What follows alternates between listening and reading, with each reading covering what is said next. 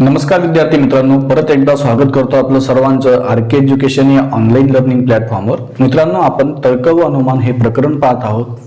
ठीक आहे, त्याच्या मागील पार्टमध्ये आपण काही टाईप पाहिले, तशाच पद्धतीचे काही टाईप आपण आजच्या ह्या व्हिडिओमध्ये पाहणार आहोत। चला तर सुरुवात करूया आजच्या सेशनच्या पहिल्या क्वेश्चनला। आपल्या स्क्रीनवर पहा, एक्झाम्पल नंबर 7। विधाने आपल्याला दिलेले आहेत, सर्व ए बी आहे आणि एकही ए सी नाही। काल आपण पाहिलं की सर्व ए बी आहेत आणि एकही ए सी नाही, म्हणजे सर्व प्लस एकही नाही या घटकावर आधारित आपण, या टाईपवर आधारित आपण एक क्वेश्चन पाहिला होता। परंतु याच्यामध्ये एक बदल आहे। काय बदल आहे तर याच्यामध्ये कॉमन नंबर हा ए आहे। कॉमन नंबर काय आहे? ए आहे। जे सर्व ह्या स्टेटमेंटवरून जे आपण कन्क्लुजन काढतो त्याला इमिडिएट कन्क्लुजन असं म्हणतो। एकही नाही पासून जे कन्क्लुजन काढतो त्यालाही एक इमिडिएट कन्क्लुजन असं म्हणतो। ज्यावेळेस सर्व आणि एकही नाही आपण एकत्र करून जे कन्क्लुजन काढतो त्याला मेन कन्क्लुजन असं म्हणतो। ज्यावेळेस मेन कन्क्लुजन आपण काढतो त्यावेळेस आपल्याला दोन गोष्टींची काळजी घ्यावी लागते मित्रांनो। एक टिक क्रॉसचा टेबल आणि मिडल टर्मला जर दोघी ठिकाणी क्रॉस मिळाला असेल तर ए आणि सी मध्ये किंवा बी आणि सी मध्ये कोणत्याही प्रकारचे कन्क्लुजन येऊ शकत नाही। तर सॉल्व करूया। सर्व ए बी आहे। पहिलं स्टेटमेंट आपल्या जवळ दिलेले आहे,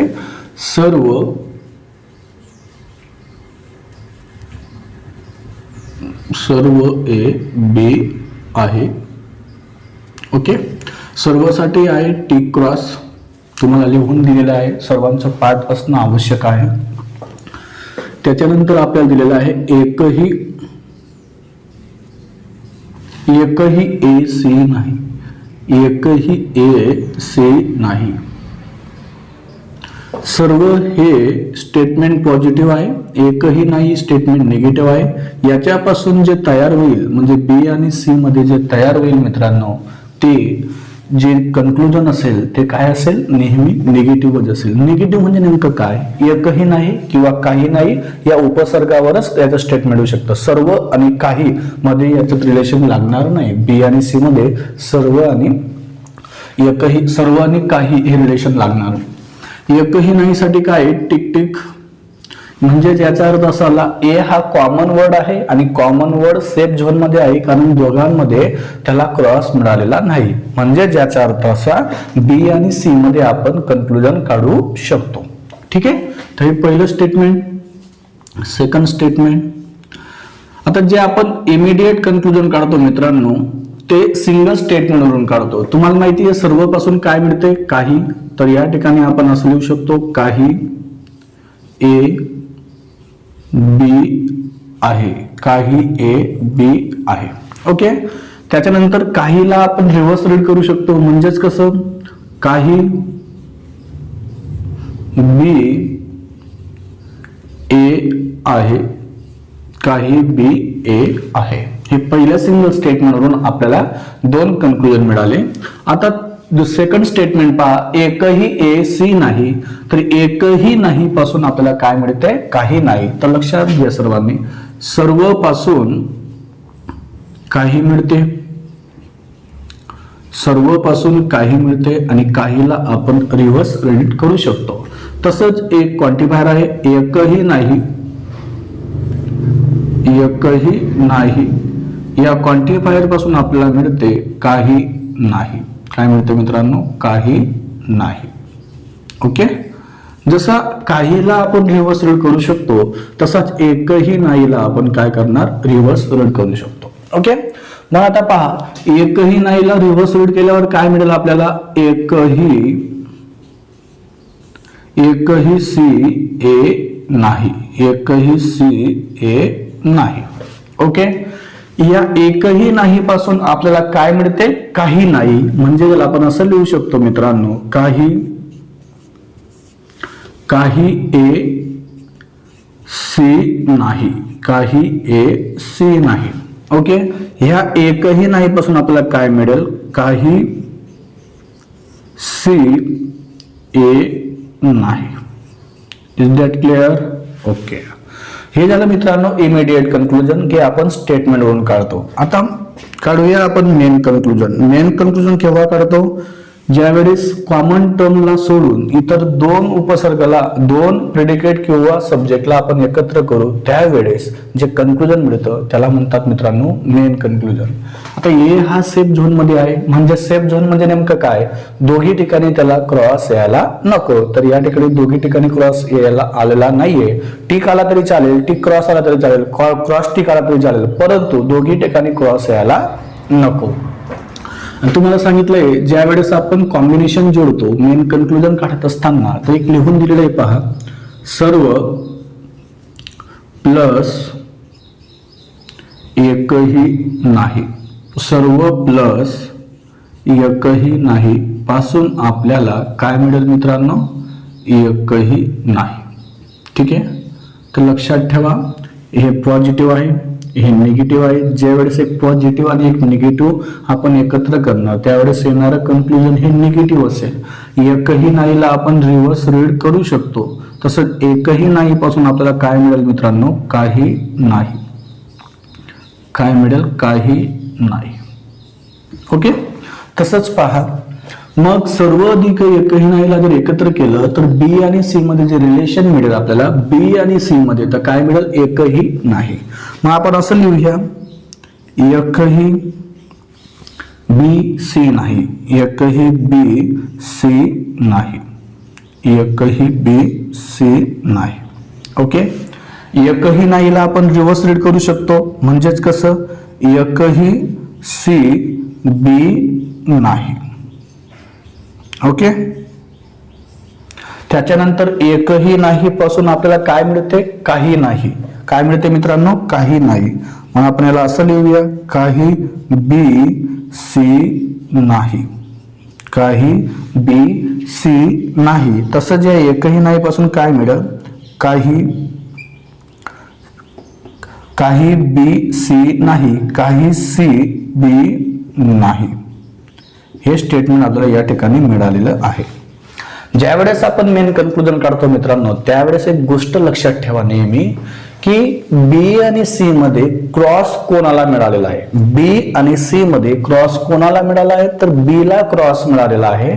म्हणजे जे मेन कन्क्लुजन आपण या ठिकाणी काढलेले आहेत तर त्याच्यामध्ये ज्या ठिकाणी बी ला क्रॉस आला असेल तेच कन्क्लुजन आपण या ठिकाणी ग्राह्य धरूया, आणि बी ला जर क्रॉस मिळाला नसेल तर ते स्टेटमेंट येऊ शकत, ते कन्क्लुजन कधीही येऊ शकत नाही.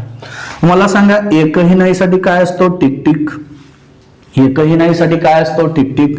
एकही नाही साठी काय असतो, टिक टिक. ओके, काही नाही साठी काय असतो, cross tick, cross tick. Okay, तर मित्रांनो काय दिसतंय तुम्हाला या ठिकाणी, तर बी ला क्रॉस मिळालेला आहे, तर येणारं कन्क्लुजन मध्ये बी ला सुद्धा क्रॉस यायला हो. तर हिंदीमध्ये एक वाक्य लक्षात ठेवा, क्रॉस वाले को क्रॉस मिलेगा, क्रॉस वाले को क्रॉस मिलेगा. ज्यावेळेस मेन कन्क्लुजन आपण काढूया त्यावेळेस बी ला जर क्रॉस मिळाला असेल तर येणारं मेन कन्क्लुजन मध्ये देखील बी ला काय यायला हवं, क्रॉस यायला हवा. तर बी ला या ठिकाणी क्रॉस आहे का, नाही. म्हणजे याचा अर्थ एकही नाही हे कन्क्लुजन कधीही येऊ शकत नाही. आता मग सर हे लिहायची काय गरज आहे, मग त्यावेळेस मी तुम्हाला एक शॉर्टकट सांगेन ज्यावेळेस आपण एक्झाम्पल सॉल्व्ह करू त्यावेळेस. ठीक आहे, एकही नाही या ठिकाणी सुद्धा बी ला क्रॉस मिळालेला नाहीये, म्हणजे हेही तुमचं कन्क्लुजन या ठिकाणी येणार नाही. जे बी आणि सी मध्ये आपण काढणार कन्क्लुजन त्या ठिकाणी ते एकही नाही येऊ शकत नाही. आता पहा काही बी सी आहे, काही बी सी नाही, तर काही नाही साठी आपण काय टिक क्रॉस साठी बोललेलं आहे, क्रॉस टिक. सर्वसाठी टिक क्रॉस आहे, सर्वसाठी टिक क्रॉस, तर त्याचा अपोजिट लक्षात ठेवा, काही नाही साठी क्रॉस टिक. ठीक आहे, त्याच्यानंतर एकही नाही साठी टिक टिक आहे, तसंच काही साठी क्रॉस क्रॉस आहे. मग मला सांगा मित्रांनो, काही मध्ये बी ला क्रॉस मिळाला, याही ठिकाणी बी ला क्रॉस आहे, याही ठिकाणी बी ला क्रॉस आहे, म्हणजे हे ओनली वन कन्क्लुजन या ठिकाणी मिळू शकते, काही बी सी नाही, काही बी सी नाही. आता या ठिकाणी बी ला क्रॉस मिळालेला आहे का, अजिबात नाही. म्हणजे याचा अर्थ असा आपण हे कन्क्लुजन मान्य करणार नाही. का, कारण बी ला क्रॉस आहे तर या ठिकाणी बी ला क्रॉस आला नाही, म्हणून आपण हे कन्क्लुजन घेऊ शकत नाही. फक्त याच्यामध्ये एकच मेन कन्क्लुजन निघू शकते, ते कोणते, काही बी सी नाही. समजलं मित्रांनो, तर लक्षात ठेवा अशा प्रकारे हे आपण का कॅन्सल केले, तर लक्षात ठेवा क्रॉस वाले को क्रॉस मिलेगा. ठीक आहे, नोट डाउन. पुढील स्टेटमेंट पाहूया. Statement number 8.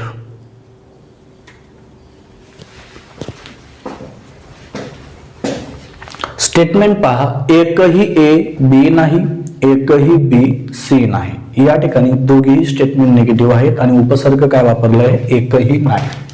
तर पहा, एकही ए बी नाही, एकही ए बी नाही, एकही बी सी नाही. दोन्ही स्टेटमेंट या ठिकाणी निगेटिव्ह आहेत. ज्यावेळेस दोन निगेटिव्ह स्टेटमेंट असतात त्यावेळेस काय असेल मित्रांनो, मेन कन्क्लुजन मध्ये नो कन्क्लुजन. म्हणजे बी, ए आणि सी मध्ये काय असेल, नो कन्क्लुजन. काय असेल मित्रांनो, नो कन्क्लुजन. कोणाकोणामध्ये, ए आणि सी मध्ये कन्क्लुजन येऊ शकत नाही. ठीक आहे, तर लक्षात ठेवा त्याच्यामध्ये नो कन्क्लुजन असेल. का असं लक्षात ठेवायला सांगितलं तुम्हाला, हे निगेटिव्ह असून जे तयार होईल कन्क्लुजन ते काय असेल, नो कन्क्लुजन. म्हणजे तुम्ही सेपरेटली कन्क्लुजन या ठिकाणी काढू शकता. आता पहा, पहिलं स्टेटमेंट पासून इमिडिएट कन्क्लुजन काय मिळेल. इमिडिएट कन्क्लुजन आपल्याला मिळेल मित्रांनो, पहा, एकही नाही ला आपण काय रीड करू शकतो, रिव्हर्स रीड करू शकतो. म्हणजेच काय, एकही बी ए नाही, एकही ए बी नाही. ओके, त्याच्यानंतर एकही नाही पासून आपल्याला काय मिळते, काही नाही. म्हणजे याला आपण असं लिहू शकतो, काही ए बी नाही. या एकही नाही पासून आपल्याला काय मिळाला, काही नाही. तर लक्षात ठेवा, एकही नाही म्हणजे tick tick tick tick. Okay, एकही नाही पासून आपल्याला काय मिळालं मित्रांनो,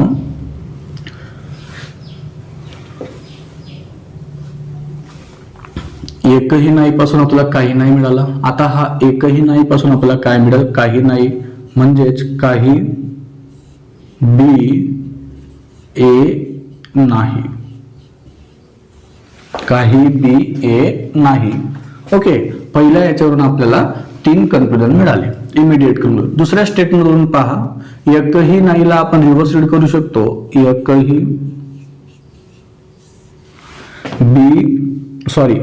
सी बी नाही. या ठिकाणी आपल्याला काय दिलेलं होतं, एकही बी सी नाही. याला रिव्हर्स रीड करा, एकही सी बी नाही, एकही सी बी नाही. आणि एकही नाही पासून आपल्याला काय मिळते मित्रांनो, काही नाही. म्हणजेच याचा अर्थ असा झाला, काही बी सी नाही, काही बी सी नाही. आणि ह्या एकही नाही पासून आपल्याला काय मिळेल, काही सी बी नाही, काही सी बी नाही. आता मेन कन्क्लुजन तुम्हाला काय सांगितलं मित्रांनो मी, ज्या वेळेस 2 निगेटिव्ह स्टेटमेंट आपल्याजवळ दिलेले असतात, 2 निगेटिव्ह स्टेटमेंट म्हणजे कोणतं मित्रांनो, एकही नाही यासाठी टिक लक्षात ठेवला आणि बी आणि सी मध्ये सुद्धा आपण टिक लक्षात ठेवला.